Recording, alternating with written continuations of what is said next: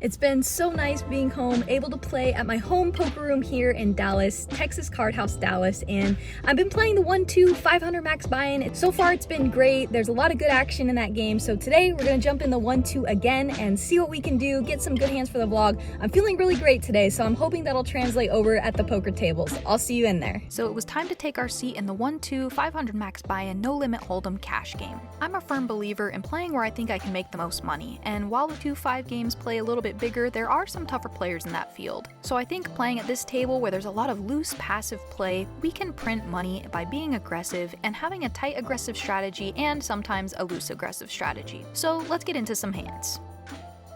In one of the very first hands I get dealt, I look down at pocket sevens under the gun 1 and I raise to $10. I pick up 4 callers, so we're going 5 ways to a flop of 6, 8, 9 rainbow. It checks around to the gentleman on my left and he puts out a bet of $20. This isn't a board that I'm gonna bet with multiple players in the hand. Sure, we have an open ender, but we're likely behind at this point and we don't want to inflate the pot out of position. So I go into check call mode. Another player calls, so now we're going 3 ways to a turn card, which is the 10 of spades, so now we do have a straight. It checks over to the player in the cutoff and he puts out a bet of $75. Of course, I'm gonna make the call here with my straight and we're gonna head to the river, which is a 6 of spades. Although I do have a straight, I am now losing to a few more combinations of hands. If I check it over to my opponent and gives him some rope to maybe overvalue a hand, for example like ace-10 offsuit, or if he shows up with some type of weird bluff, then we can get him to commit some more chips to this pot. I don't want to bet and face a raise on this board, so I decide to check and he checks back. He shows us jack-9 offsuit. We flip over our hand and win the very first pot of the session.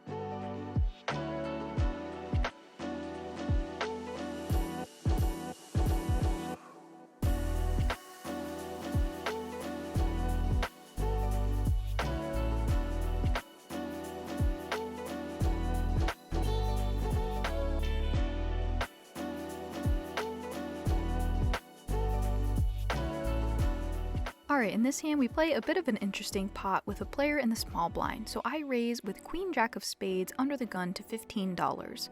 Only the small blind calls, so now we go heads up to a flop of ace of spades, 4 of clubs, 5 of diamonds. My opponent checks it over to me, and as you can see, in this spot we want to be checking 52% of the time. However, with the ace of spades out there, I figured there was a lot of good turn cards that we could barrel, plus remember it's a solver, running simulations against perfect opponents, and in this case we are definitely not playing against perfect players, we are at a 1-2 table, so I tend to lean on the side of aggression. So I went ahead and put out a bet of $15. My opponent makes the call. The turn is an offsuit 6, and now my opponent checks again. This turn card is not one of the cards we were hoping to see and is not a card that we can barrel. And me being under the gun and my opponent being in the small blind, this card heavily favors his range over ours. This is going to be a pure check in this spot. The river is an offsuit 3, bringing 4 to a straight. Now my opponent checks yet again. When my opponent checks it over to me all 3 streets, he's heavily weighted towards value. He probably has a smaller pocket pair or just some kind of pair that he doesn't need to turn into a bluff, because all of his bluffs would have probably started leading on the turn. Given the line that we've taken, this exact hand is going to be a pure give up. Our bluffs are going to come from our king highs, as queen high is just too dusty to put in a bet. We're gonna have some other hands that want to put in bluffs in this spot. If we start bluffing with a hand like this, we have way too many bluffs, plus our opponent can have made a lot of hands that are not folding by this river card. So I decide to check it back and my opponent shows 9-5 of spades. So my opponent did indeed have a showdown value hand, flopping a pair. That definitely wasn't a hand I put in his range, calling out of the small blind, but my opponent scoops the pot and there was a lot to dissect in this hand, so I hope you learned a little bit and we will move on to the next one.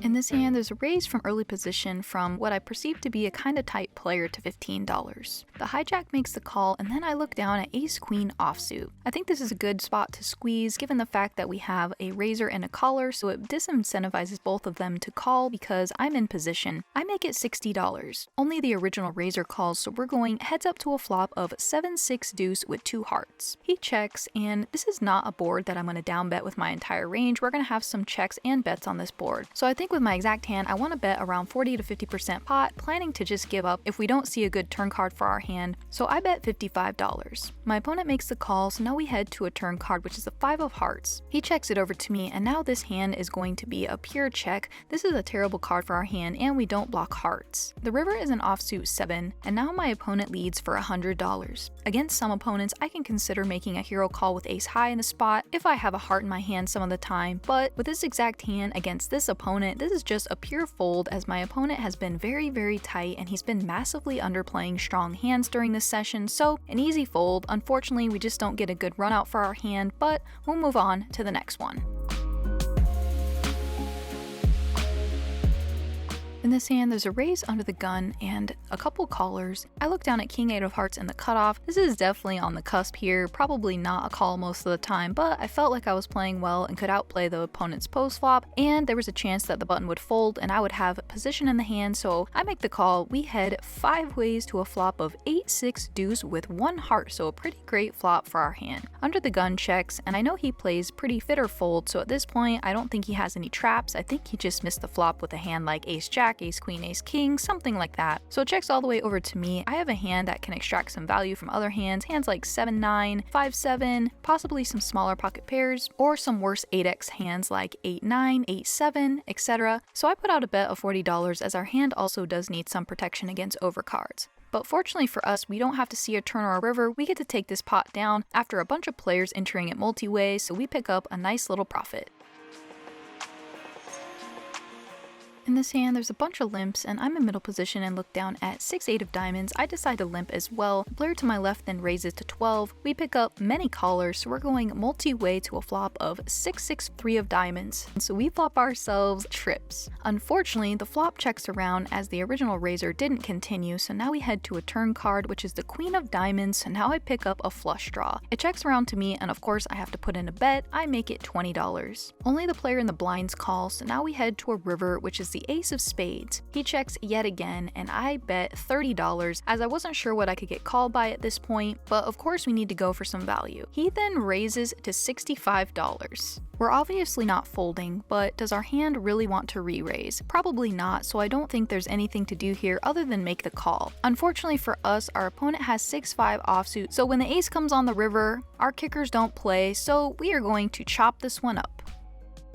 In this hand, there's a bunch of limps, and then I look down at ace 10 of clubs in the small blind. I decide to raise this one up, although sometimes I would prefer just flatting here and keeping all worst ace-x combinations in, as well as worst clubs. I pick up 3 callers, so we're going 4 ways to a flop of ace 4-4 with 1 heart. Being out of position multi-way, I like to check call some of my stronger aces. I might check a hand like ace 5 suited, as I would mix between betting or checking my strongest ace-x combination, so in this case I did decide to check. My opponent to my left, who is pretty snug, he puts out a bet of $35. Only I make the call, so we heads up to a turn card, which is a queen of hearts, so now the heart flush comes in. I check, and my opponent does not slow down. He bets $50. I'm not loving it at this point, but obviously my hand is way too strong to fold just yet, but at these stakes, players often just have a strong made hand, but I make the call for $50. Planning on calling down on most rivers. However, the river is the 3 of hearts, so now there's 4 hearts out there, and now I have to see what my opponent decides to do, so I check it over to him. He then slides out a bet of $100. So now in these spots, I really have to look at my opponent, what I think his tendencies are, and what he's capable of. I have seen this opponent play super straightforward all night. It would be pretty ambitious for my opponent to bluff all 3 streets, and if he was semi-bluffing with like the king of hearts, well, he just got there. I think my hand just has to put in the fold, especially against this player type who I don't think would be bluffing in this spot. So I lose a pretty unfortunate pot, but I think we made the right decision. Alright, so in this hand, I get myself into the biggest pot of the night in a very interesting situation. So under the gun raises to $7, there's a couple callers, and then I look down at queen 6 of clubs. I guess I was feeling loose because I decided to make the call. A couple others call behind as well, so now we are going 6 ways to a flop of 3, 5, 7. So we flop ourselves the queen high flush draw and an open-ended straight draw. The original raiser continues betting for $15, and then there's a raise in early position to $60, and then the player to my right makes the call for $60. I think I have way too many outs to fold here. The only hands I really don't want to be up against is better clubs, of course. At this point, it might be likely I'm up against something like a set and an overpair, maybe some sort of pair and combo draw, or just a straight. I think I have enough outs to continue, so I put in the call. We go 3 ways to a turn card, which is a very interesting card. It is the Queen of Spades. And now the early position player who raised on the flop bets $150. The player to my right folds, and now it's just me and him. I think I have enough implied odds to make the call to improve, plus we just made top pair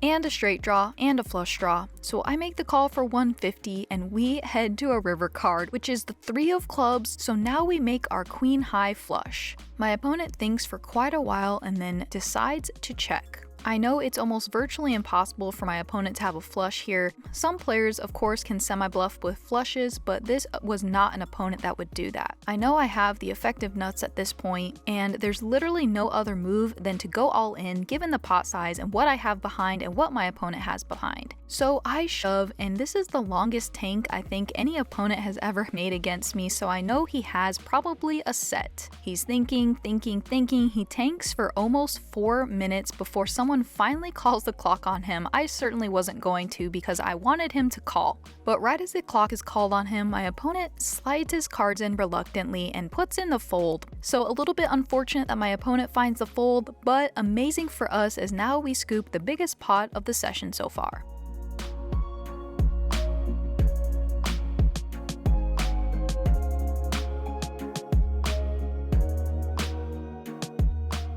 In this hand, I raise the low jack to $10 with jack 10 offsuit. The button in the small blind calls, so we go 3 ways to a flop of king, queen, 6 with 2 hearts. They check it over to me, and while I can certainly put in a bet with my jack high and my open-ended straight draw, I decided to check this time and we head to a turn card, which is a complete blank. The turn checks around yet again and we head to a river card, which is bingo, the ace of diamonds, so we make the nut straight. They check it over to me. I gotta put on a bet, try to get some value for my nut straight. I bet $15 and sadly, they all fold.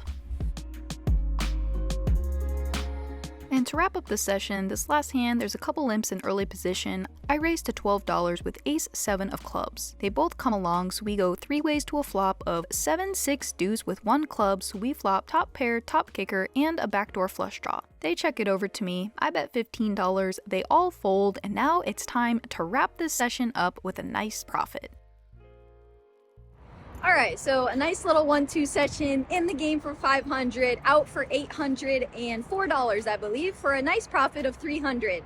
If you guys enjoyed the vlog, would you do me a huge favor and go all in and like, comment, and subscribe? It would mean the world to me. We're just getting started. It's only up from here. I'll see you guys next time. We're gonna play some more cash at TCH Dallas. After that session, it was time to head to a reservation down in Austin and try out this incredible place called Barley Swine. I walked in and loved the atmosphere, sat at the bar, and had some handcrafted cocktails made from absolute scratch. It even included an herb oil on top, which made the cocktail absolutely incredible. The menu was full of the most amazing tasting things I've ever had in my life, like yellowtail crudo and rainbow trout, duck, ribeye, and a frozen custard for dessert. I was in absolute heaven. I kid you not when I say Barley Swine is probably the top 3 meals I've ever had in my life, and it's a multi-course tasting menu made with farm fresh ingredients, so everything is sourced locally and the menu is always changing, so you never know what you're gonna get on your next visit. Everything I had was absolutely to die for. So I just wanted to share a few of my food adventures with you because it's been a while since I put any on the vlog. If you guys are in Austin, you gotta make a reservation and try out Barley Swine. I guarantee you will absolutely be in heaven.